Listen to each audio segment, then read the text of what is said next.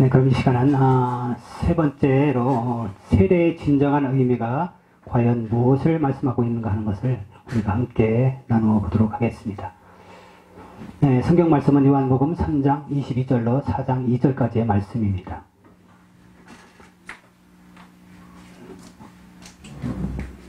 네, 함께 읽겠습니다.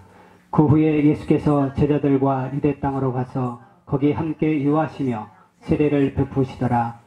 요한과 살렘 가까운 에논에서 세례를 베푸니 거기 물이 많음이라.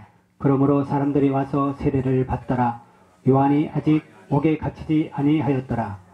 이에 요한의 제자 중에서 한 유대인과 더불어 정결 예식에 대하여 변론이 되었더니 그들이 요한에게 가서 이르되 랍비여, 선생님과 함께 요단강 저편에 있더니 곧 선생님이 증거하시더니가 세례를 베풀매 사람들이 다 그리로 가더이다. 요한이 대답하여 이르되 만일 하늘에서 주신 바 아니면 사람이 아무것도 할 수 없느니라. 내가 말한 바 나는 그리스도가 아니요 그의 앞에 보내심을 받은 자라고 한 것을 증언할 자는 너희니라. 신부를 취하는 자는 신랑이나 서서 신랑의 음성을 듣는 친구가 그게 기뻐하나니 나는 이러한 기쁨으로 충만하였노라. 그는 흥하여야 하겠고 나는 쇠하여야 하리라 하니라. 위로부터 오시는 이는 만물 위에 계시고 만 땅에서 난 이는 땅에 속하여 땅에 속한 것을 말하느니라. 하늘로부터 오시는 이는 만물 위에 계시나니 그가 친히 보고 들은 것을 증언하되 그의 증언을 받는 자가 없도다. 그의 증언을 받는 자는 하나님이 참되시다는 것을 인쳤느니라. 하나님이 보내신 이는 하나님의 말씀을 하나니 이는 하나님이 성령을 한량없이 주심이리라. 아버지께서 아들을 사랑하사 만물을 다 그의 손에 주셨으니 아들을 믿는 자에게는 영생이 있고 아들을 순종하지 아니하는 자는 영생을 보지 못하고 도리어 하나님의 진노가 그 위에 머물러 있느니라.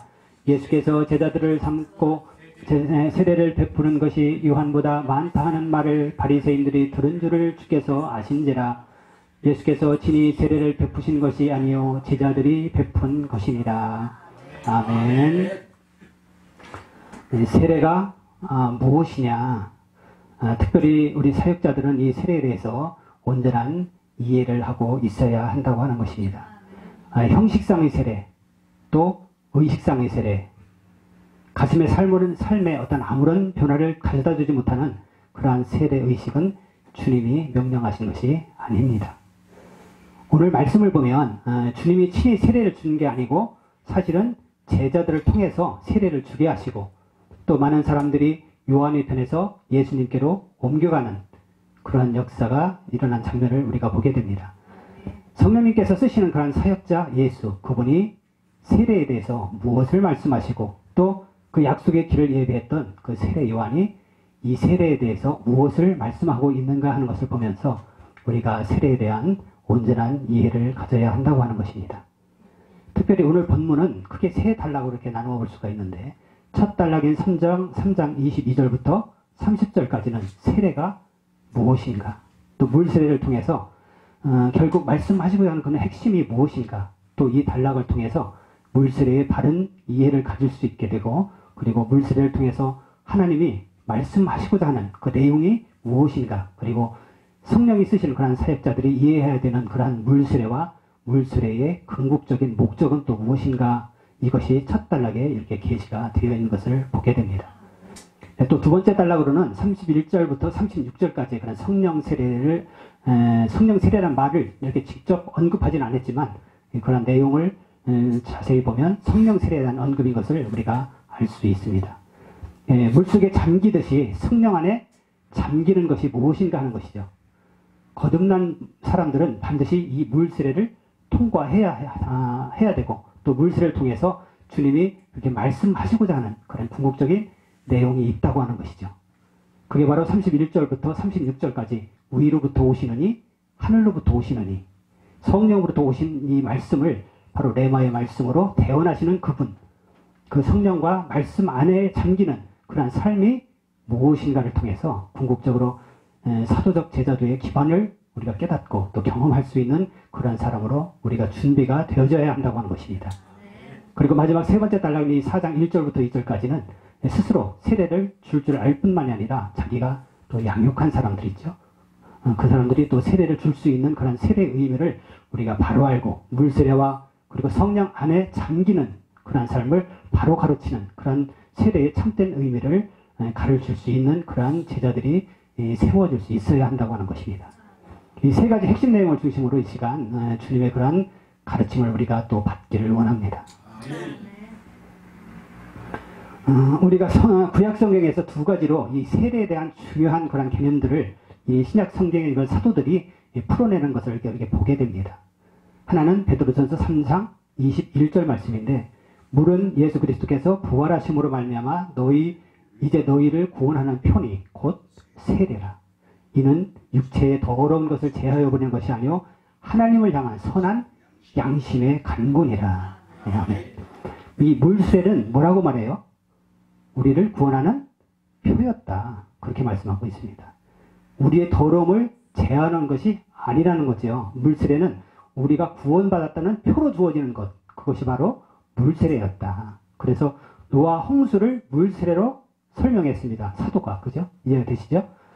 노아 홍수의 그 물은 옛 사람이 그리스도와 함께 죽고 거기서 새 사람으로 살아나는 것을 예표하는 구원의 표였다. 그래서 노아 홍수의 사건을 통해서 바로 죄를 죽여버리는 그러한 십자가적 사건으로 설명하는 것을 우리가 볼 수 있습니다.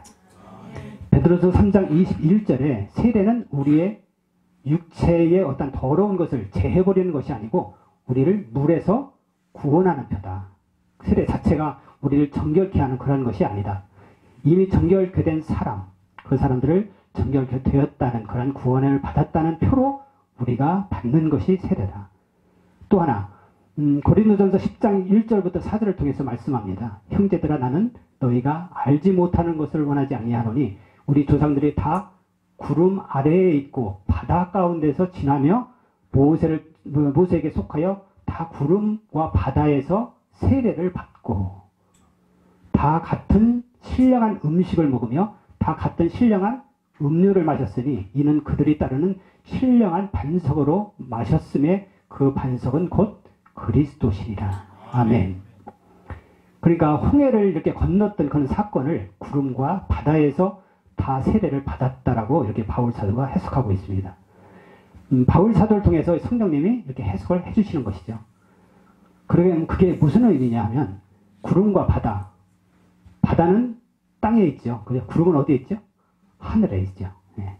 이것은 물과 물세례, 또 성령 세례를 동시에 보여주는 그런 계시적 사건이라고 하는 것입니다. 구름 가운데서 우리가 다 세례를 받았다. 물 가운데서 세례를 받았다. 바다 가운데 홍해 바다를 통과하면서 세례를 받았다. 그러면 이 세례가 무엇을 의미하느냐? 이것은 그리스도와 함께 죽고 그리스도와 함께 다시 사는 것을 의미하고 있는 것입니다. 이것을 바울 사도를 통해서 로마서 6장 1절에서 11절에 이렇게 계시하고 있는데, 세례의 그런 바른 의미를 바로 사도를 통해서 이게 성령이 말씀하신 것, 그것을 우리가 깊이 깨달아야만 된다고 하는 것이죠. 1절 말씀을 보면 그런즉 우리가 무슨 말을 하리요? 은혜를 더하게 하려고 죄에 더하게 했느냐? 그럴 수 없느니라. 죄에 대하여 죽은 우리가 어찌 그 가운데서 더 살리요? 무릇 그리스도 예수 합하여 세례를 받은 그 우리는 그의 죽으심과 합하여 세례를 받은 줄을 알지 못하느냐? 이 말씀을 헬라어 원문으로 이렇게 직역을 하면 이렇습니다. 무릇 그리스도 예수 안에 잠겨버린 우리는 그의 죽으심 속에 잠겨버린 줄을 알지 못하느냐. 그러니까 죽음 속에 함께 죽어버린, 장사 진행받아 버린 것이었다라고 세례의 정의를 이렇게 내려주고 있습니다. 누구와 함께요? 그리스도와 함께 세례를 받은 사람은 바로 그리스도와 죽음 속에 함께 잠겨버린 사람이다. 우리의 옛사람이 죽은 것이다. 그런 뜻이죠. 4절. 그러므로 우리가 그의 죽으심과 합하여 그랬는데, 이 헬라어에는 이게 에이스라는 이 두 개념의 어떤 전치사로 그의 죽으심 속으로 이렇게 쓰고 있습니다. 그의 죽으심 속에 잠김으로 그와 함께 묻힌 바 되었다. 이는 성 아버지의 영광을 통해서 그리스도를 죽은 자 가운데서 살리신 것과 같이 우리를 살려내서 우리를 또한 새로운 생명 안에 살게 하려는 것이다. 아멘. 곧 그리스도와 함께 죽은 것을 바로 이 세례로 표현하고 있는 것입니다. 그리고 그리스도와 함께 다시 살아난 것이다. 구약에는 뭘 통해서? 제단을 통해서 죄를 죽이고 태우고 씻었습니다. 그러다가 성막이 세워질 때는 어떻게 되세요? 이 성막 안에서 번제단과 물두멍에서 죄 죽임과 죄 태움과 죄 씻음을 경험하고 또 어떻게 해요? 성소 안으로 들어가서 7 등대 대신 성령과 7 떡상, 말씀의 떡상 대신 성령과 그 말씀 안에서 분향단의 기도를 드림으로 바로 지성소 안으로, 그러니까 아버지 어디로 들어가요? 심장 안으로 들어가는 것을 계시해 주셨던 것입니다. 또 성전 시대도 동일하게 정결케 되는 그런 예식을 계속 행해왔죠. 그 다음에 세례 요한이 이 물 세례를 통해서 구약의 제단에서의 죄 죽임, 그리고 성막과 성전에서의 그 죄 제금을 이 요단강 물가에서 이 세례 의식을 통해서 바로 종합 정리하게 됐던 것입니다. 또 하나 한 구절 더 보면 독특한 계시를 우리에게 주고 있는 곳이 있는데 갈라디아서 3장 27절입니다. 누구든지 그리스도와 합하기 위하여 세례를 받은 자는 그리스도로 옷 입었느니라. 네, 아주 독특한 표현이죠. 그리스도와 함께 물속에 잠겨 죽은 경험을 한 그 사람은 뭘로 옷 입었다고요? 그리스도로 옷 입었다. 이 말은 바로 옛사람이 제거되어지고 옛사람의 옛사람의 옷이 이렇게 벗겨지고 우리의 생각, 감정, 의지 속에 스며든 그러한 사단의 마귀적인 생각, 또 마귀적인 감정, 의지가 뿌리채 뽑혀서 십자가에 처형된, 그러니까 물속에 잠겨서 죽은 것이 바로 십자가에 처형된 것이다. 그렇게 말하고 있는 것이죠. 그리고 다시 물을 입고 올라오는 순간 우리는 뭘로 옷 입었다고요? 그리스도로. 네, 그렇죠. 마귀의 지정의 속에 이게 벗겨지고 우리 누구로 옷 입은 거예요? 하나님의 지정의. 그 의를 담은 그리스도로 옷 입혀 주셨다 하는 것이죠.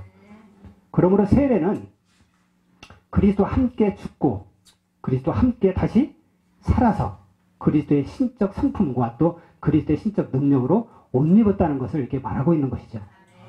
그러므로 세례를 받은 사람은 구원을 받은 자들이고 구원을 받았을 뿐만이 아니라 바로 옛사람이 십자가에 어떻게 돼요?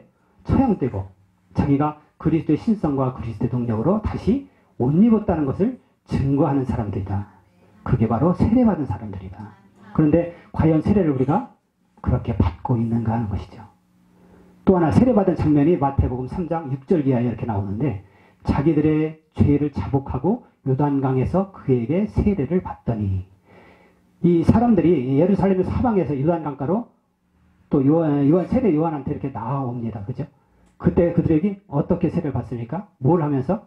죄를 자복하면서 받습니다. 헬라어 원문은 그들이 죄를 자복하면서 이렇게 물속에 잠겼던 것이죠. 세례를 받을 때 어떤 형식으로만 바로 세례를 받아서는 안 된다는 것입니다. 철저하게 뭐 하면서 받아야 돼요? 회개하면서.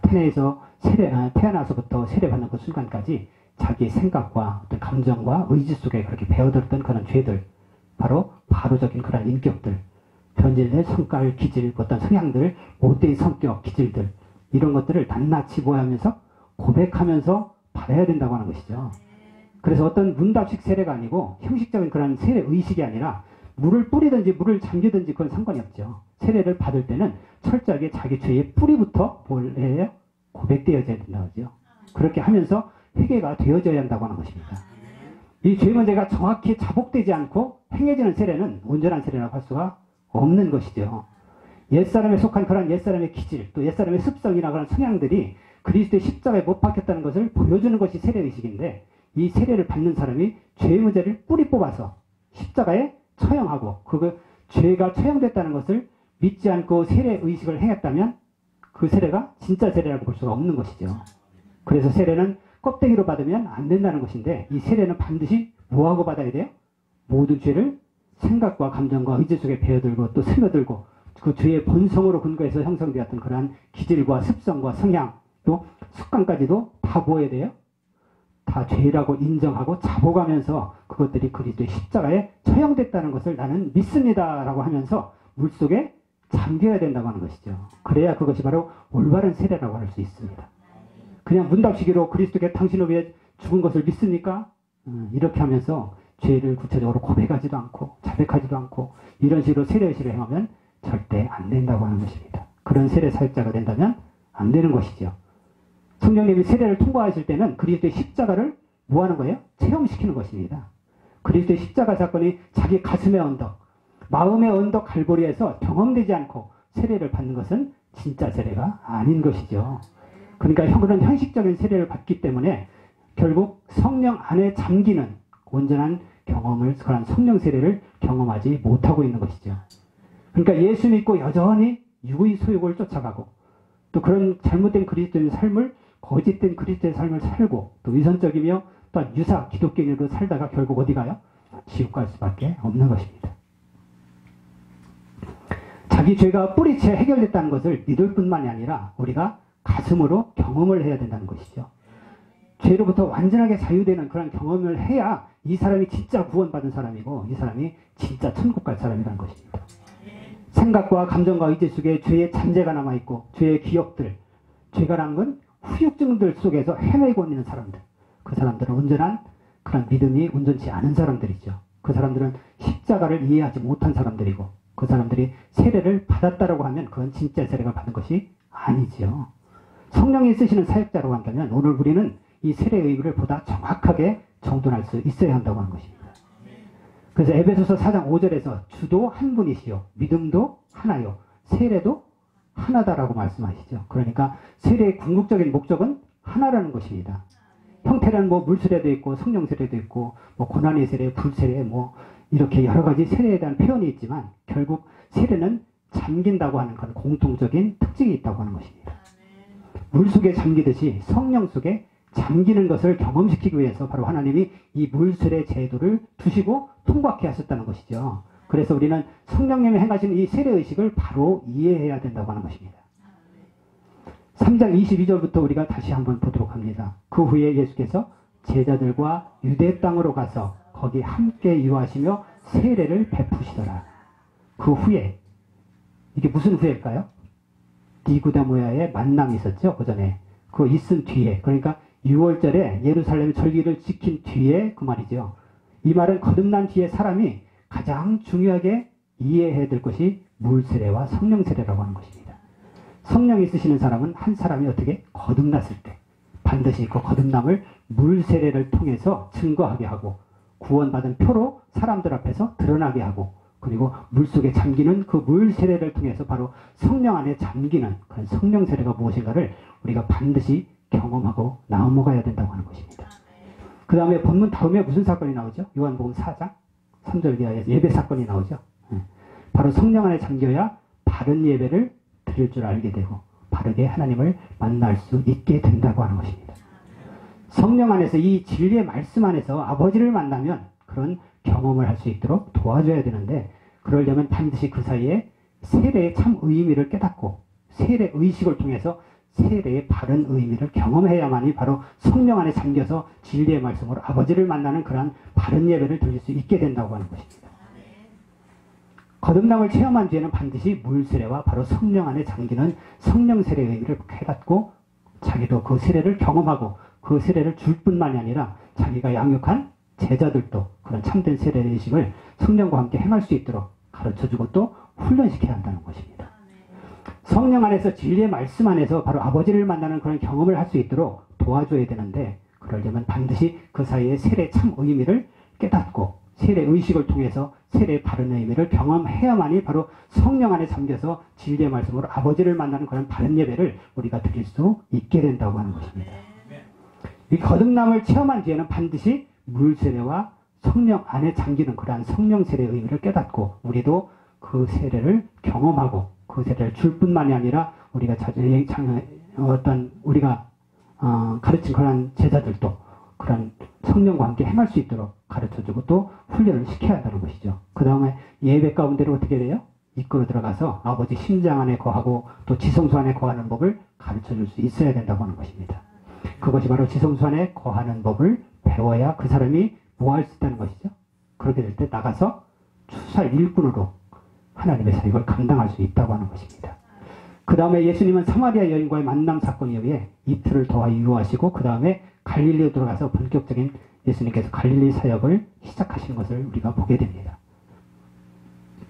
예수님이 이런 거듭남의 어떤 의미를 니고데모에게 가르치시고 또 함께하던 제자들에게도 가르치시고 그 다음에 세례의 바른 의미를 가르치신 뒤에 세례를 바로 통과해야 바로 참된 예배를 경험하게 되고 참된 예배를 경험해야 성령 사역을 감당하는 사역자가 될 수 있다고 하는 것이죠. 그러니까 오늘 이 본문은 예수님이 이제 세례를 주시는데 요한이 뭐 하고 있습니까? 23절에 살렘 가까운 에논에서 세례를 주고 있었습니다. 요한. 거기에 물이 많았기 때문이라고 기록되어 있죠. 그런데 많은 사람들이 와서 세례를 받는 중에 중간에 한 사건이 일어납니다. 요한이 아직 감옥에 갇히지 않은 상태이기 때문에 요한을 계속 사역을 하고 있었죠. 그래서 세례 요한과 예수님의 사역이 이렇게 서로 오버랩되는, 교차되는 그러한 본문인 것입니다. 그래서 25절을 보시면 이 요한의 제자 중에서 한 유대인과 더불어 변론이 일어났습니다. 말다툼이 일어난 것이죠. 무엇 때문에 대한 논쟁이었습니까? 결례. 그러니까 정결 예식에 대해서, 아니 너희 선생은 왜 성전에서 제사장 직무를 수행하지 않고 왜 이런 요단 물가에 와서 세례를 베푸냐? 왜 이 난리냐? 이게 뭐가 문제가 있지 않냐? 이거죠. 보라, 너희 선생이 이런 일을 하니까 저 예수라는 사람도 어중이 떠중이 뭐 다 세례를 주니까 좋다. 세례 요한 아버지가 제사장이니까 제사장의 아들로서 제사장의 직무를 수행한다고 하죠. 그런데 저 예수는 뭐냐?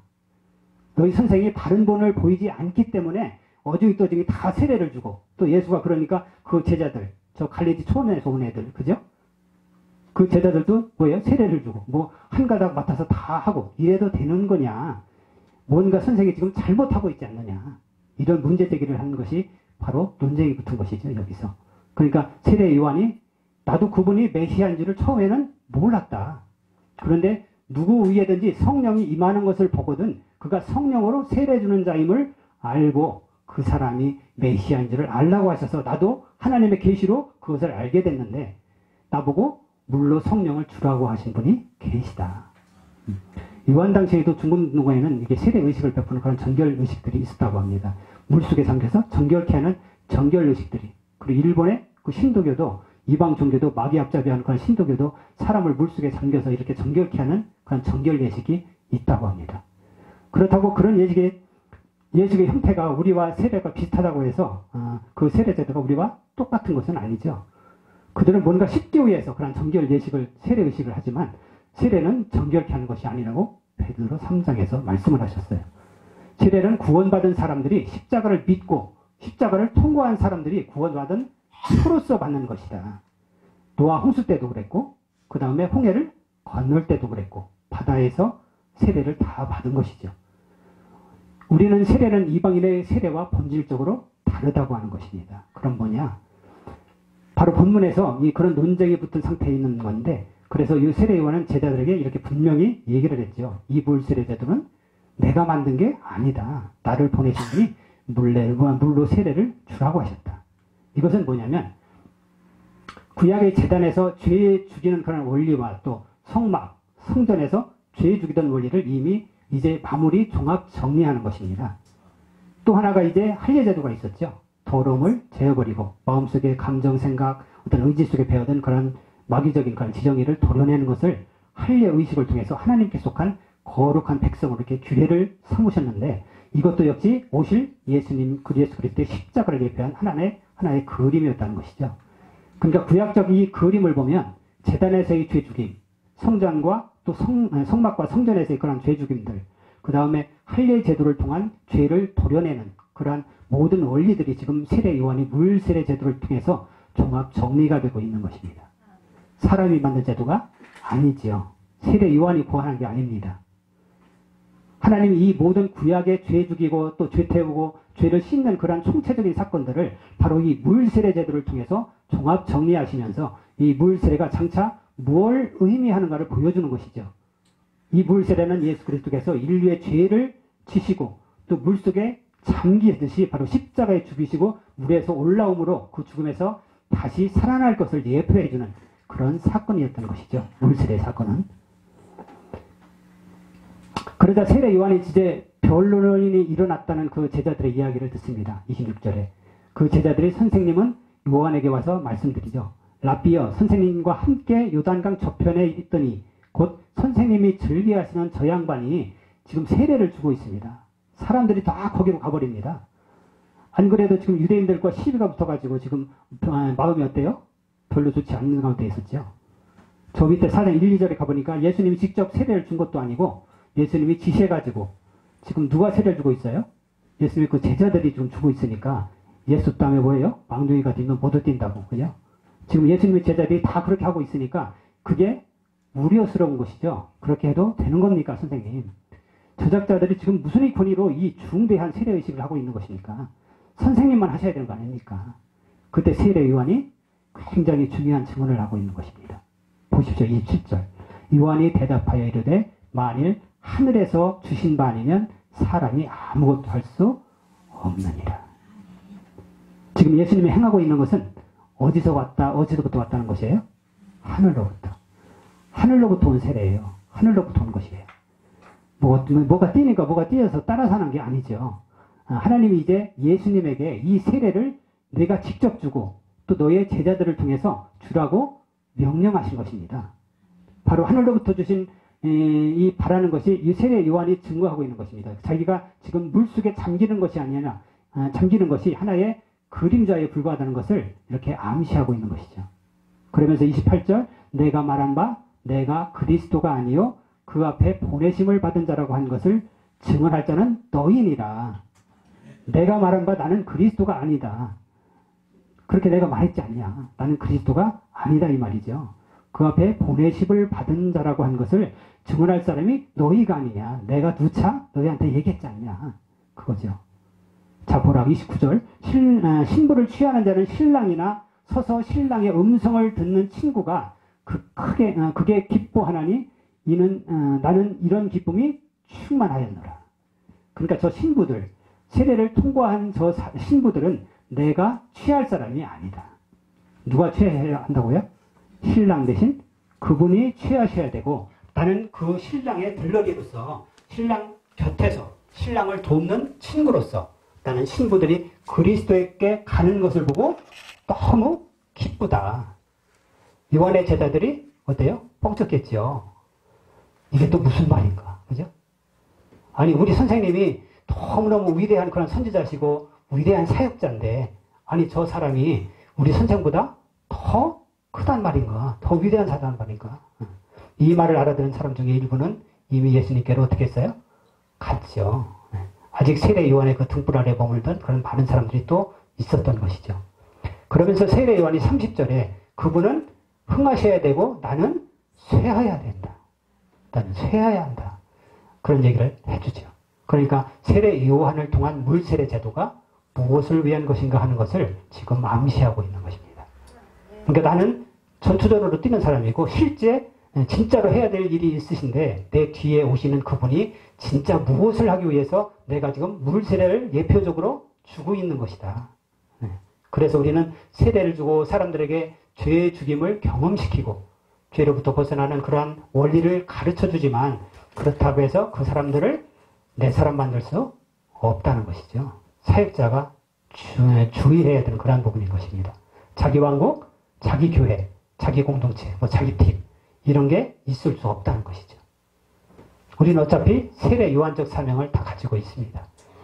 세례 요한이 초림하시는 예수님의 길을 준비했다면 우리는 재림하시는 예수님의 길을 준비해야 되는 제2의 또 제3의 세례 요한들인 것입니다.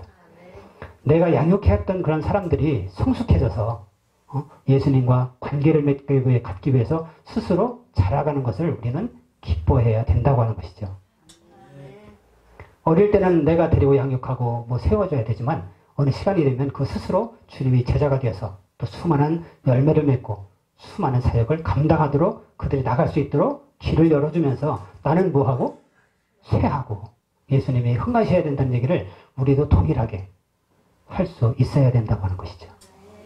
그것이 세례 요한이 주님 앞에 칭찬받으셨던 그런 이유 중에 하나입니다. 아멘. 그래서 예수님이 이렇게 표현을 했죠. 켜서 요한의 등불 아래 거하는 사람들이 많이 있었는데 이는 그 등불의 원조, 실체가 되시는 그 빛이 직접 오셨기 때문에 그 등불은 의미가 없는 것입니다. 세례 요한은 이 일이 있고 난 뒤에 나중에 옥에 갇혀서 순교를 하시게 되죠. 그러니까 자신의 삶을 들여서 주의 길을 예비하고 그렇게 가신 거예요. 세례 요한이 태어나기 전부터 가브리엘 천사를 통해서 계시했던 것이죠.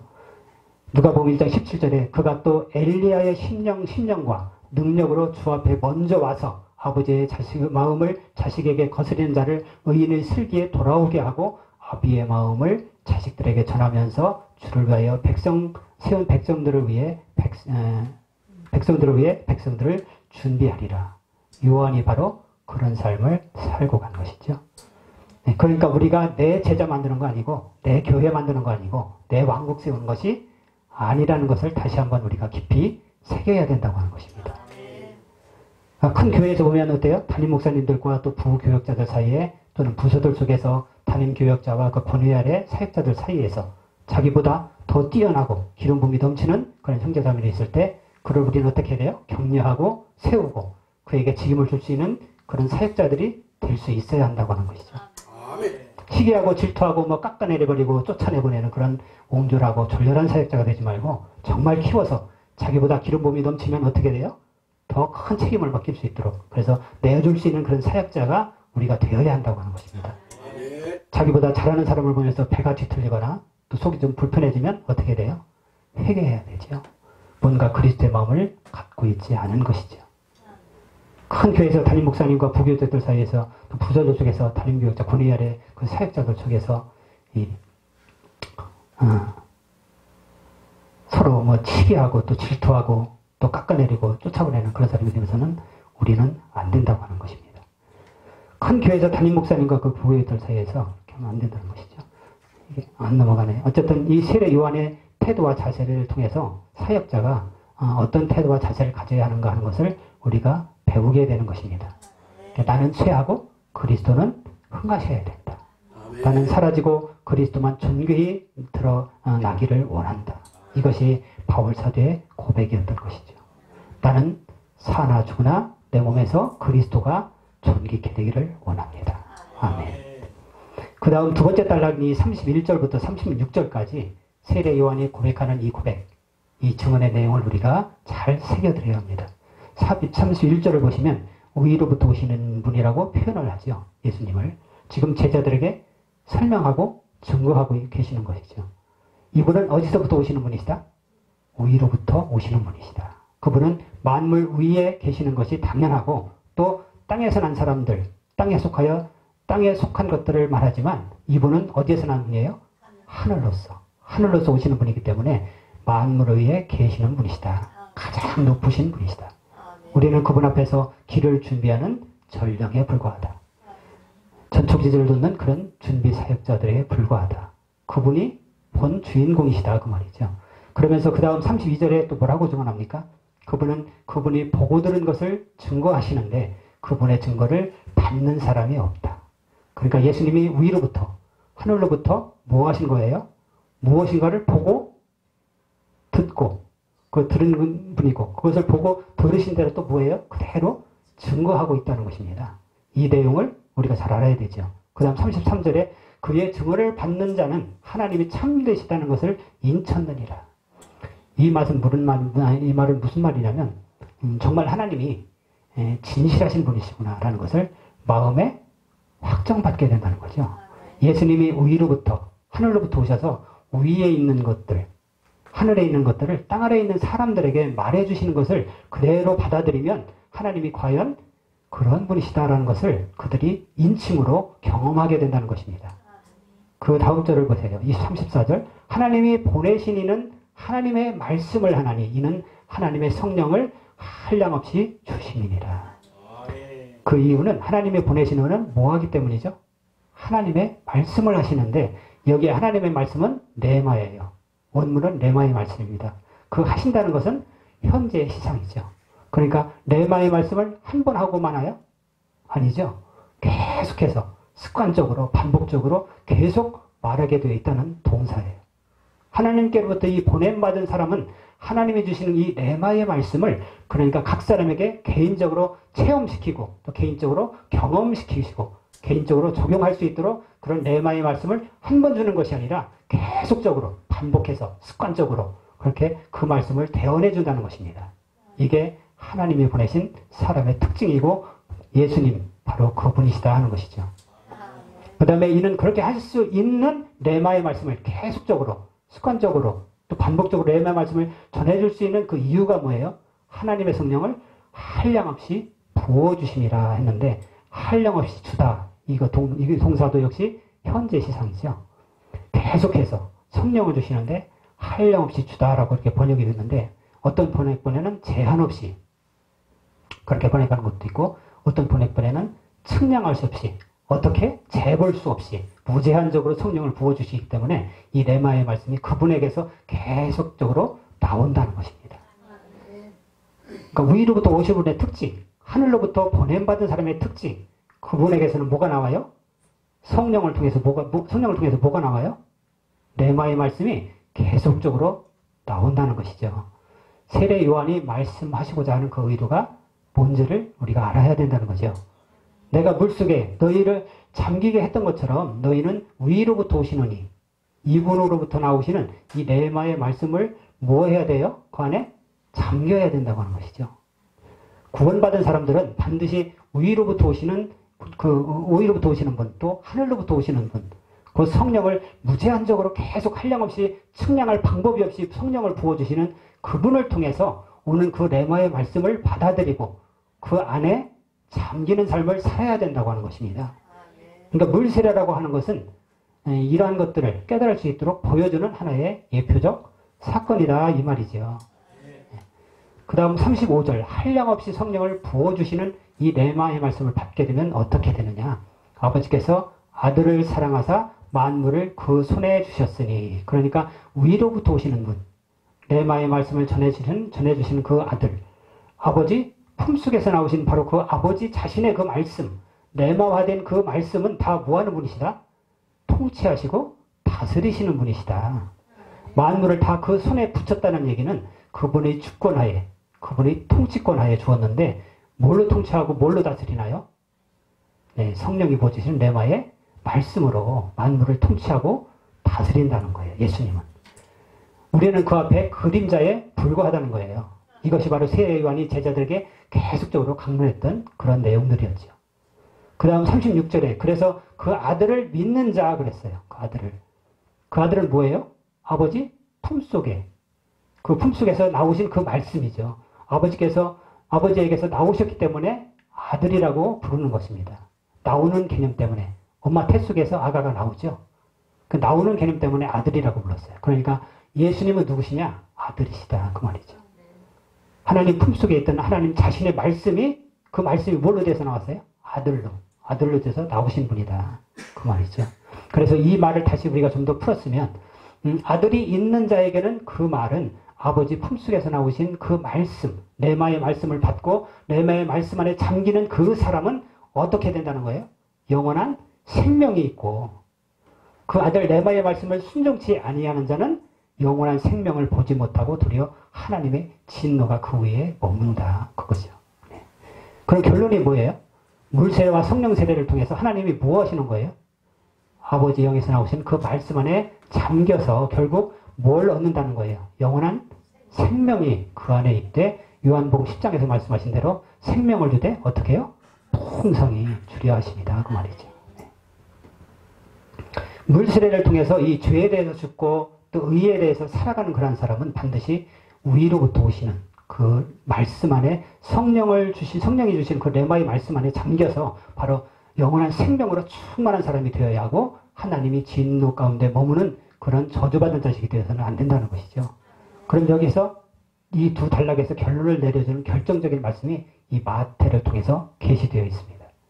마태복음 3장 11절과 12절을 우리가 여기서 깊이 주목해야 하는데 같이 한번 읽어보도록 하겠습니다.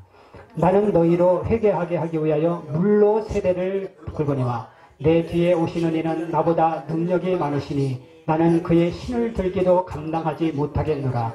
그는 성령과 불로 너희에게 세례를 베푸실 것이요 손에 키를 들고 자기의 타작마당을 정하게 하사 알곡은 모아 곡간에 들이고 쭉정이는 꺼지지 않는 불에 태우시리라. 아멘. 얼마나 중요한 결론을 듣는지 우리가 잘 보셔야 되는 것이죠. 요한을 통한 이 성령의 전개 방식과 또 마태를 통해서 하는 그런 성령의 전개 방식이 차이점이 좀 있는 것을 보게 됩니다. 요한복음 3장 22절부터 30절까지를 통해서는 그 물세례의 의미를 다시 한번 종합 정리하게 하시고, 그 다음에 물세례를 예수님에게 주시게 되는데 예수님은 물 세례를 주는 곳으로 사람들이 이렇게 다 가게 되자 요한 사도는 요한복음 3장 31절로 36절을 통해서 한량없이 성령이 한량없이 부어주신 그 레마의 말씀 속에 잠겨서 영원한 생명을 얻게 하는 것의 중요성을 이렇게 설명하고 있는 것인데 요한은. 그런데 마태를 통해서는 아주 단도직입적으로 이 두 개를 딱 갈라서 물 속에 잠기는 것과 성령 속에 잠기는 이 성령 세례로 설명하는 것을 우리가 보게 됩니다. 그러니까 이 두 개의 복음서를 서로 대조해 보면 그 의미를 정확하게 분별할 수 있고 이해할 수가 있다는 것이죠. 그래서 이 마태복음 3장 11절을 보면 나는 너희로 회개하기 위하여 물로 세례를 베풀거니와 이렇게 했는데 헬라 원문을 보면 이것은 너희를 물속에 잠기게 하거니와 이게 직역이에요. 목적어죠. 너희를 회개하기 위하여 너희를 물속에 잠기게 한다. 이 밥티조라는 그런 세례주다라는 동사인데 물속에 담그는 것입니다. 잠기는 거예요. 물 뿌리는 세례는 부득이한 경우 때문에 저게 줄 수가 있겠죠. 할 수 없이 부득이한 상황이 되면 물 뿌림의 세례를 주지만 이 물 뿌림의 세례를 줄 때도 어떻게 해야 될까요? 그 의미는 정확하게 경험시켜야 된다는 거죠. 세례의 의미를. 그렇지 않고 물속에 잠길 수 있는 장소나 어떤 환경이 된다면 우리는 물속에 들어가서 그것을 경험하는 것이 어떻게 보면 더 좋을 수도 있겠죠. 세례가 맞느냐 침례가 맞느냐 그런 말싸움에 우리가 휘말릴 필요는 없다고 하는 것이죠. 그럼 물속에 잠기는 의식이 핵심이 뭐냐? 죄를 회개케 하는 것이다. 이걸 다른 말로 하면 십자가의 죄를 죽이는 것을 말해요. 그러니까 물 세례를 받기 전에 자기 죄를 다 모아야 돼요? 죽여야 되는 것이죠. 세례가 우리의 죄를 깨끗게 하는 게 아니에요. 예수님의 보혈이 우리를 깨끗게 하는 것입니다. 세례 의식이 우리를 정하게 하지 않아요. 예수 십자가의 피만이 우리를 정결하게 할 수 있습니다. 그 말씀이 육신을 입으시고 그 말씀이 피와 살이 되신 거죠. 아버지 품속에서 나오신 그 말씀이 예수가 되시고 살과 피가 되시고 왜요? 우리의 죄를 짊어지기 위해서. 그래서 물속에 잠기게 할 때 세례 요한은 그 의미를 깊이 깨닫고 있었다고 하는 것이죠. 나는 물속에 너희를 잠기게 하지만 이것은 하나의 예표다 그 말이죠. 내 뒤에 오시는 분, 내가 신발끈도 풀어드릴 수 없을 만큼 아주 높으신 그 분. 유대 종들에는 손님이 오면 이렇게 안내하는 좀 직임이 높은 종도 있고요. 또 손님이 오면 신발끈을 풀어서 또 발을 씻겨주는 하급종이 있다고 합니다. 그런데 세례 요한이 얼마나 겸손하게 자기를 표현했는지 모르죠. 나는 집 아래에 있는 하인들 중에서 제일 낮은 하인보다도 더 못한 사람이다. 나는 그분의 신발끈도 풀어드릴 수 없습니다. 왜냐하면 그분은 너무나 위대하고 높기 때문입니다. 나하고는 비교할 수 없을 만큼 능력이 많으신 분이다. 세례 요한이 제자들 앞에서 계속 그 얘기를 했던 것이죠. 그러면서 뭐라고 말해요? 내 뒤에 오시는 그분, 그는 성령과 물로 너희에게 세례를 베푸실 것이요 했는데 여기에 좀 번역이 좀 아쉽게 되었죠. 너희가 세례가 아닙니다. 헬라어 원문은 목적격입니다. 너희에게 성령과 물 속에 뭐예요? 잠기게 해버린다는 것이죠. 결국 물세례는 뭘 보여주기 위한 예표입니까? 물세례는 성령과 불 속에 잠기는 것을 설명하기 위한 학습도감이에요. 이게. 그 물세례를 통해서 물속에 잠기면서 옛사람이 그리스도와 함께 죽는 것이죠. 우리가 죄론에서 살았던 그런 7가지 원죄들이 있죠. 그 죄성들. 그러니까 마귀적 어떤 생각, 감정, 의지, 그 마귀적 성격, 마귀의 본성으로부터 인해서 형성되었던 나의 기질이나 어떤 습성, 그런 성향까지 십자가에 다 죽여버리는 것을 경험하는 것이 뭐냐면 바로 물세례라고 하는 것입니다. 아멘. 죄를 죽이는 원리죠. 십자가를 통과하는 원리인 것입니다. 그리고 십자가에서 이 죄 문제를 해결되고 나면 십자가 사건 뒤에 누가 오시죠? 네, 성령 강림 사건이시죠. 보혜사가 오시는 것이죠. 그래서 전 세계 개신교 신약 역사 가운데 구속사의 중요성을 얘기하죠. 근데 그 구속사가 갈보리 십자가에서 완성이 되었습니다. 그죠? 네, 그런데 그 구속사 뒤에 더 중요한 게 있어요. 바로 그 구속을 이루신 십자가 사건을 매 시대를 살아가는 그런 각 사람 가슴 속에 그 구속의 역사를 체휼시키고 또 경험시키는 그런 성령의 역사라고 하는 것입니다. 그래서 물세례가 십자가를 통과케 하는 것이었다면 그 다음에 반드시 그 십자가 사건을 통해서 매 시대를 살아가는 그런 각 사람 가슴 속에 바로 개인적으로 갈보리 사건을 체휼시키고 또 경험시키고 죄 죽이고 죄 태우고 죄를 씻는 그 경험을 자기 마음속에서 경험하도록 도와주신 이 성령 안에 잠기는 성령 세례를 반드시 우리가 이해해야 된다고 하는 것입니다. 그래서 십자가만이 아니고 십자가와 성령이라고 얘기해야 되고, 이 성령이 우리 속에 들어오시면 바로 2000년 전 갈보리 십자가의 사건인 우리 마음의 언덕, 그죠? 우리 마음, 지성과 감성과 어떤 의지 언덕 속에서 이 십자가를 체휼시키고 어떤 경험시켜야 된다고 하는 것이죠. 이것이 바로 성령의 내적 십자가 사건인 것입니다. 아멘. 이것이 바로 성령과 불 속에 잠기는 경험이다 하는 것이죠. 죄 문제가 해결된 사람에게는 반드시 성령이 비둘기처럼 내려오셔서 그 사람을 잠기게 하시는 것입니다. 아멘. 그런데 각 사람 성령 안에 잠기려면, 각 사람마다 어떻게 성령 안에 잠기려면 자기의 어떤 지성과 감성과 의지가 그 성령으로 도우시는 그 말씀 안에 절대적으로 어떻게 될까요? 순복하고 그 주권 안에 들어가야 된다고 하는 것입니다. 그래서 예수 십자가를 믿고 자기의 옛사람, 그 십자가에 채용되었다는 것을 믿었지만은 자기의 지성과 감성과 의지가 성령으로부터 온 그런 레마의 말씀 속에 완전히 굴복되어지고 순복되어지고 그 말씀이 지배 가운데 들어가지 않으면 그 사람은 성령 세례를 경험하지 못할 수도 있다고 하는 것이죠. 그러므로 누가복음 24장 49절에 보면 성령 세례는 아버지께서 약속하신 것이라고 말씀하고 위로부터 능력을 입히는 것이라고 이렇게 정의를 내려주고 있습니다. 그리고 누가복음의 제2편과 같은 그 사도행전 1장 4절 5절에 보면 요한은 물속에 너희를 잠기게 하거니와 너희는 못날이 못되어 성령 속에 잠기게 하리라 한 것이 바로 이것이다 그 말이죠. 곧 위로부터 능력을 입히는 것은 그것을 바로 성령 세례라고 이야기하는 것인데, 이 성령 세례냐 뭐 성령 충만이냐 뭐 그런 말싸움에 우리가 휘말릴 필요는 없습니다. 그냥 성령이 증거하는 그 증거대로 그대로 우리가 따라가면 되는 것이죠. 그래서 누가복음 24장 49절에 위로부터 능력이 입혀질 때까지 이 성 예루살렘에 머물라. 이는 아버지께서 약속하신 것이다. 구약시대 때부터 약속하셨죠. 그리고 이것은 뭐냐면 성령 안에 잠기는 것, 성령으로 세례받는 것, 이것이 바로 위로부터 능력을 입히는 것이다. 그러면 성령으로 세례를 받으려면, 성령 안에 잠기려면 반드시 그리스도의 십자가에서 이 죄의 문제가 해결되어야 된다고 하는 것이죠. 그래서 물세례 제도는 십자가와 같은 것입니다. 그래서 물세례를 통해서 바로 태내에서 현재까지 나의 생각, 감정, 의지 속에 배어들고 또 스며들었던 그런 모든 죄성들이 십자가에 처형되었다는 것을 우리가 믿고 바로 물속에 잠겨야 되는 것이죠. 그때 그는 그리스도께서 십자가에서 이루신 것들을 믿는 사람이 되는 것이고, 그것이 해결되었다고 증표로 세례를 받는 것이기 때문에 세례는 구원하는 것이 아니고 구원받은 사람의 표라고 하는 것이죠. 물세례를 정확히 통과시켜야 한다고 하는 것입니다. 이것을 다른 말로 말하면 십자가를 정확히 통과시켜야 된다 그거죠. 그래서 성령으로 세례를 받으라고 하는 것은 성령 속에 잠기는 것을 말하고 있습니다. 뭐 하셨던 것처럼? 물속에 죄를 자백하고 그 죄를 다 물속에 잠겨 죽여버리신 것처럼 십자가에 죽여버리듯이 그렇게 죄의 죽임의 십자가를 물세례를 통해서 통과하고, 그 다음에 반드시 뭐 받아야 돼요? 성령과 물세례를 받아야 됩니다. 성령과 불세례를 받아야 되는데, 이 받는 개념이 아니라 뭐라고요? 성령과 불 속에 잠기는 개념이죠. 잠기는 개념. 그러면 성령 안에 잠겨서 뭐 하느냐? 예수님의 손에 키를 드시고 농사꾼이 쓰는 삼지창 아시죠? 삼지창 큰 거.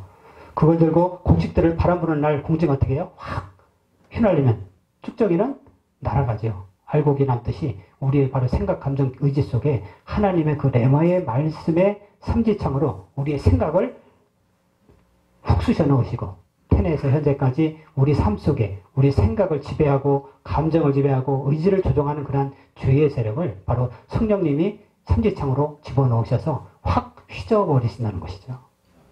그러면 성령이 어떻게 될까요? 바람에 불려갈 거 불려가고 태워질 거 태워지고, 뭐만 남게? 알곡. 알곡만 남아서 지상 삶 동안 그 거듭난 우리 속사람이 매 순간 정결하게 되어서 마지막 천국 곳간 아버지 집에 드리는 것이고, 또 그 속사람이 완전히 물 세례를 통과하고 성령 세례로 성령 안에 잠겨서 거듭난 속사람 속에 죄의 문제를 매 분초마다 정결함을 우리가 받고 끝까지 거룩함을 유지해야 하는 것이고, 그렇지 못한 자들은 쭉정이와 같은 존재가 되어서 결국 마지막 날 지옥불에 들어갈 수밖에 없다 하는 것이죠. 요한이 내린 결론과 똑같죠. 네. 위로부터 오시느니, 하늘로부터 오시느니, 이 레마의 말씀이 어떻게 나오느냐? 성령이 제한 없이 무제한적으로 측량할 수 없는 방법으로 성령을 부어주시기 때문에 바로 성령을 따라 그 말씀 예수를 받아들이는 그 사람은 영원한 생명 안에 머물게 되고, 그 말씀, 그 아들을 받아들이지 않으면 영원한 저주 가운데 들어갈 수밖에 없다고 하는 것입니다. 정리하면 물세례는 무엇을 예표하는 것인가요? 그리스도의 십자가를 예표하는 것입니다. 그래서 태내에서부터 우리가 살아오면서까지 지금까지 내 생각, 내 감정, 어떤 내 의지 속에 배어든 그러한 모든 죄의 기억들, 죄가 남긴 저주들, 죄로 인해 형성되었던 그러한 기질과 또 성향과 습성들이 완전히 물세례를 통해서 십자가에 처형됐다고 증거하면서 자기가 물세례를 통과해야 되는 것이죠. 그러므로 물세례를 바로 줄 알아야 되는 것이고, 물세례를 준다는 것은 바로 이 십자가를 통과시키는 사역이다 하는 것입니다. 그런데 그것을 위로부터 보냄받은 하나님의 말씀이 없으면 그 십자가의 물세례를 경험시킬 수가 없다고 하는 것이죠. 성령이 위로부터 부어주시는 그런 성령으로부터 오는 이 레마의 말씀을 한량없이 부어주셔서 그 레마의 말씀으로 십자가를 경험케 하고, 분초마다 바로 성령과 불 속에 잠겨서 그 속사람이 정결케 된다 하는 것이죠. 바로 예수님이 그런 사역을 하셨던 것입니다. 그래서 물속에 사람들을 잠기게 할 때 단순히 어떤 의식을 행하는 그런 사역자가 되어서는 안 된다고 하는 것입니다. 그래서 하나의 종교예식, 세례의식을 베푸는 사람이 아니라 이 물세례를 갖는 의미를 정확하게 하시고, 그 다음에 이 물속에 잠기듯이 너희는 위로부터 온 성령 속에 잠겨서 위로부터 오는 그런 레마의 말씀 속에 잠겨야 된다는 것을 가르칠 수 있어야 된다고 하는 것이죠. 그리고 그 의미를 깨달은 제자들이, 다 깨달은 제자들에게 뭐라고 해요? 다 깨달았느냐? 이제는 너희들이 사람들을 옛사람의 죄에서 죽게 하고 새롭게 살아나게 하고 장차 성령으로 오시면 성령 속에 잠긴다는 것이 무엇인가를 이해시키도록 하라. 그렇게 말씀을 하고 있는 것입니다. 성령이 쓰시는 사역자가 사역을 하려면 뭐가 준비되어야 한다고요?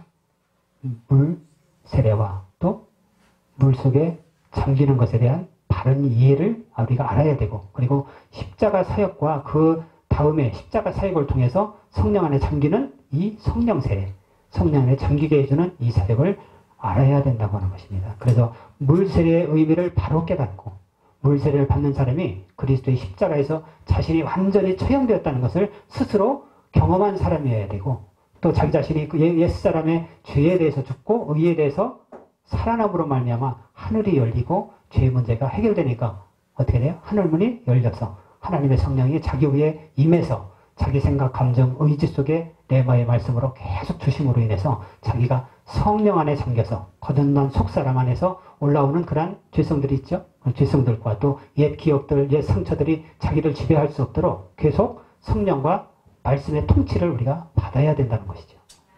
이것이 성령 안에 잠기는 삶이에요. 이것이 성령 세례를 삶으로 경험하는 사람이라 하는 것이죠.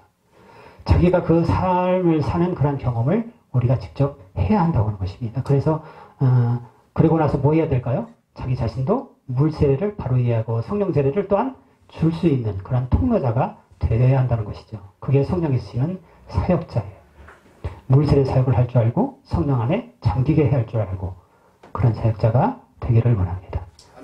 그리고 나서 4장 1, 2절에 예수님께서 스스로 자기 자신이 그런 세례를 줄 뿐만이 아니라 자기가 양육한 제자들도 물세례와 성령세례의 의미를 바로 경험해서 그 다른 사람들을 물속에 잠기게 하고 또 성령에 잠기게 할 줄 아는 그런 사역자가 된다고 하는 것을 본을 보여주시고 있는 것입니다. 이제 물세례에 대한 정확한 개념 정리가 되셨나요? 네, 그건 바로 그리스도의 십자가를 의미하는 것입니다. 네, 물을 뿌리느냐 또 물에 잠기느냐 그건 중요하지 않죠. 가능하면 물속에 잠길 수 있다면 물속에 잠겨 세례를 받는 것이 좋겠죠. 하지만 부득이한 사정에 의해서 그럴 수 없는 사람들에게는 물을 뿌려서라도 세례를 주되 세례의 바른 의미, 또 태내에서 현재까지 모든 죄를 그리스도의 십자가에 바로 못 박아버리고 그 죄와 저주와 그 영원한 죽음, 영원한 사망에서 자유케 하신 것이 바로 세례라고 하는 것입니다. 그 세례의 의미를 바로 가르쳐 드려야 되는 것이죠. 그리고 물세례를 통해서 이게 죄를 철저하게 자복하면서 자복할 수 있도록 그렇게 우리가 도와드려야 되고, 죄를 자복할 수 있는 그런 상황이 안 될 때는 어떻게 될까요? 그 모든 죄를 회개하느냐고 물어서 답을 받아내고 죄의 문제가 정확하게 해결된 뒤에 세례 의식을 줘야 된다는 것이죠. 그 사람이 구원받은 표로 주는 것입니다. 그렇기 때문에 세례 의식은 예수님의 명령이기 때문에 반드시 행해야 되는 것이고, 대신에 세례 의식을 베풀 때는 반드시 뭘 체험시켜야 돼요? 십자가를 체험시켜야 된다고 하는 것입니다. 그런데 이 십자가 체험은 우리가 말빨로 될까요?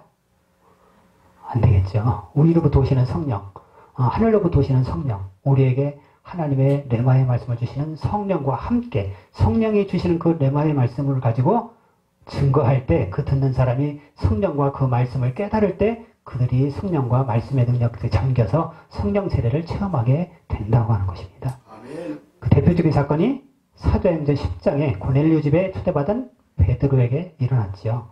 베드로가 가서 어떻게 해요? 예수 그리스도의 십자가의 죽으심과 여러분의 죄를 위해서 그 죽으신 사건을 설명할 때 그 말씀을 듣는 순간 어떻게 됐어요? 누가 오셨어요?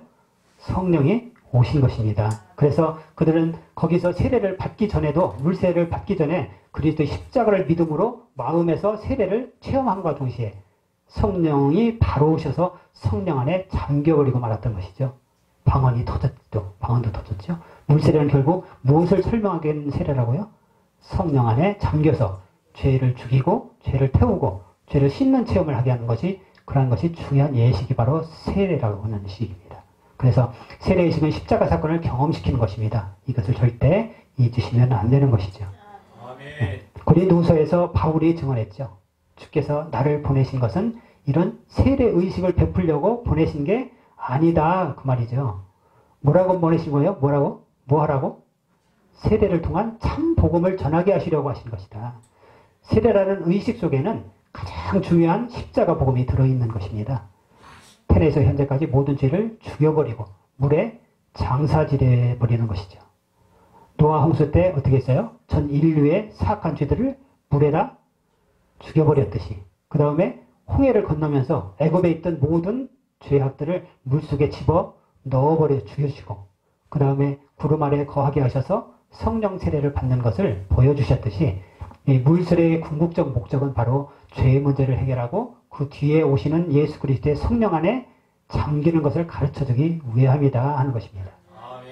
그래서 사도 요한은 이 물세례 제도를 바로 요한복음 3장 22절부터 30절까지 물세례 제단 그런 설명을 하고, 물세례 받은 그 사람들은 다 누구에게로 가야 된다고요?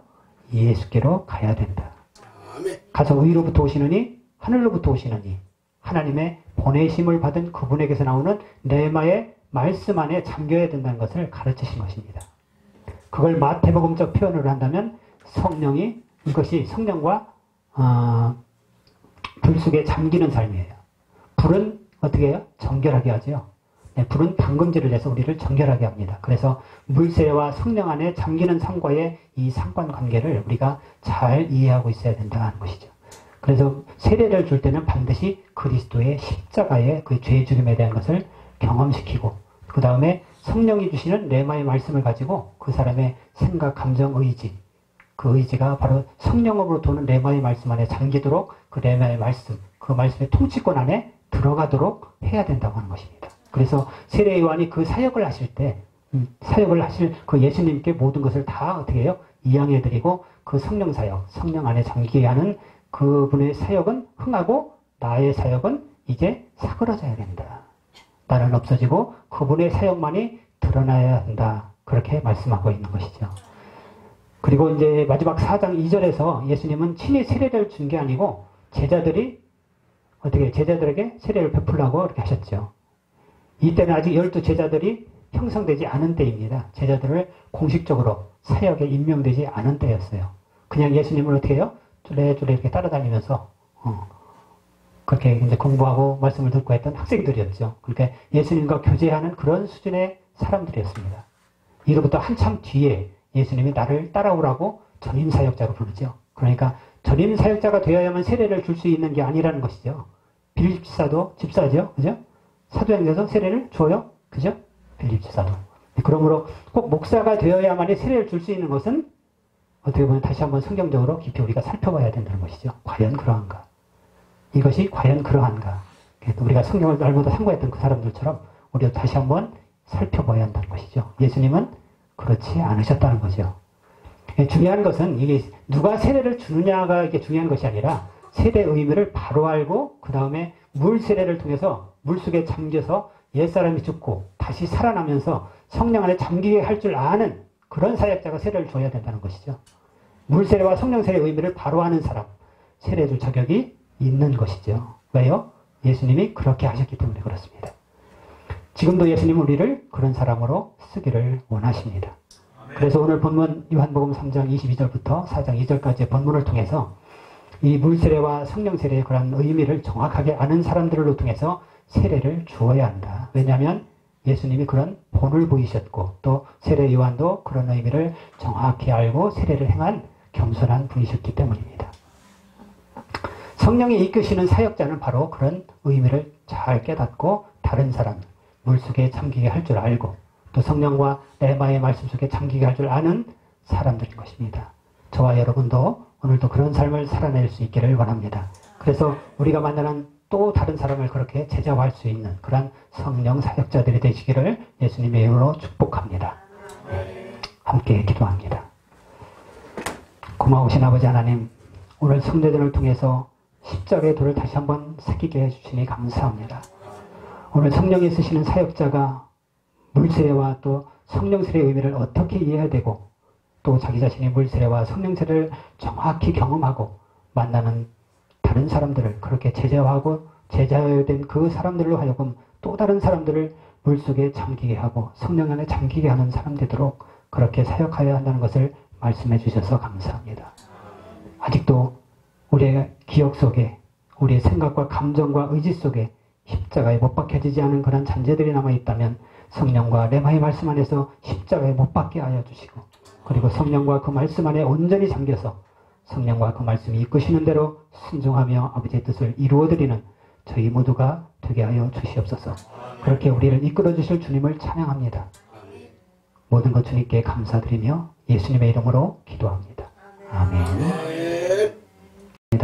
네, 다음 강의는 1월 29일 다음 주 화요일에 성경적 조직신학 11번째 종말론으로 우리 김동현 선교사님께서 말세에 대한 강의가 있겠습니다. 네, 많이 기대해 주시고요.